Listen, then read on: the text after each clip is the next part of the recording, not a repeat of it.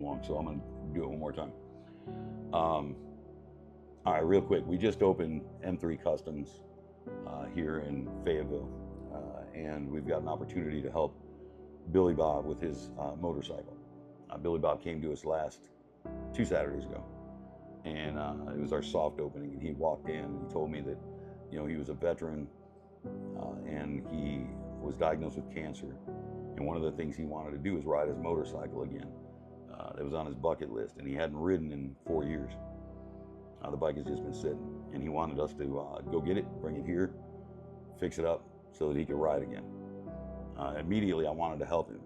Um, and I can tell you that as a new business, the money, every money that we had has gone into the business to get it started. So we hadn't even started yet. We hadn't made any money yet. So one thing I could do though is I could waive the pickup fee. I'd go tow it for free. So I told him I'd do that. And then I talked to Tony, who's one of the other owners, and he said, you know what, go ahead and waive the diagnostic fee. So we waived the diagnostic fee. And we were very happy to do that. I wish we could do the whole thing. I wish we could pay for the whole thing ourselves, and we can't. We're a new company that, again, all the money that we've had has gone into starting this business, and we're still hoping to someday make some money. But it made me think of something else, and I'll tell you what that is that, I've been in radio for 30 years. I've done a radio show for about 30 years now, and 23 of those right here in Huntsville, Alabama, the Mojo Radio Show. I host that show every morning, and I have since 2003. And I believe, and I've said this many times, that God had put me in that position. It's nothing. I'm not more talented than anyone else, or anything like that. Just God put me there, and I think that He did that so that I could help other people when given an opportunity. And this is one of those opportunities. But it takes me back to, there are times when you're in the public eye that you question yourself. You question why you're doing what you're doing, and you're scrutinized constantly. Now, when you're in the public eye, you're scrutinized every single day. Everything that you do, good, bad, and indifferent, is scrutinized. And so there are times where it gets to you, and there are times where you're like, man, why do I keep doing this? Why do I keep putting myself out there and being, being attacked? Because it happens, not physically, but you know what I mean. Anyway, I carry this box. All right, it's an old cedar box. It used to have a wolf on there or whatever, but it's old, and in that box I keep several things that mean a lot to me, which is what I'm going to tell you about now. And this is when I knew that God had put me here in radio to do small little things that make a difference for people. I had a gentleman that called me on my show, and we were based in Boise, Idaho at the time. The Mojo Radio Show was based in Boise, Idaho at the time. It was roughly 2002, I think. My producer at the time was named Smooch, right? And we were bringing Nelly in to perform a concert there at the arena. And I got a call from a gentleman that said, he said, Mojo, he said, listen, he says, my daughter has been diagnosed with cancer, and it's terminal. But it would mean the world to her if she could go to the Nelly concert. The problem is, we have spent all our family's money on her medical bills. And I got to talking to the guy for a little bit, and I said, you know what? I said, let me see what I can do. And so I got his number, and I told him I'd call him back. And I talked to Smooch, and I said, Smooch, let's get a hold of the record label, and let's call Nelly's people, and let's see if we can get her not only tickets to the show, but let's get her backstage. Let's see if we can get this young lady to meet Nelly.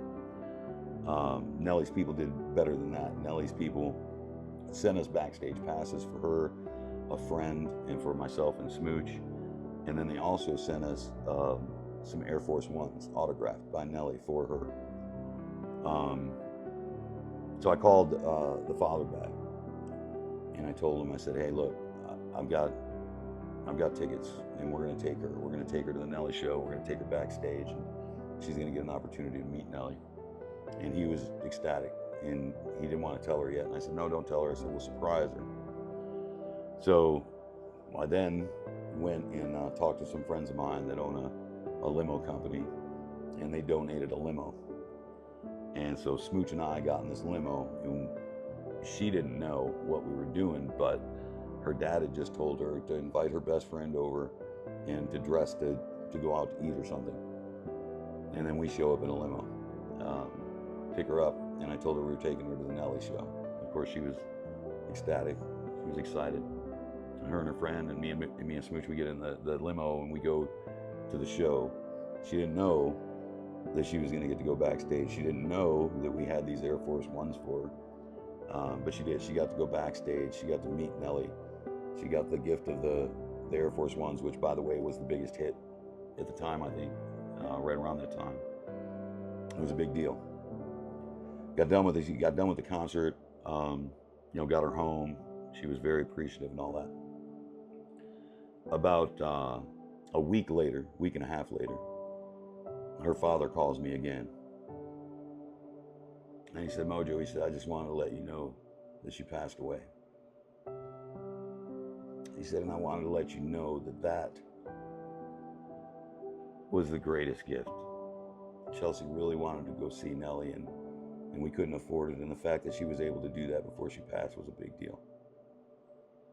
And of course, he and I shared some tears, and I conveyed that same message to Smooch, and again we shared some emotions or whatever. And then about 2 days later, I received a letter. This letter.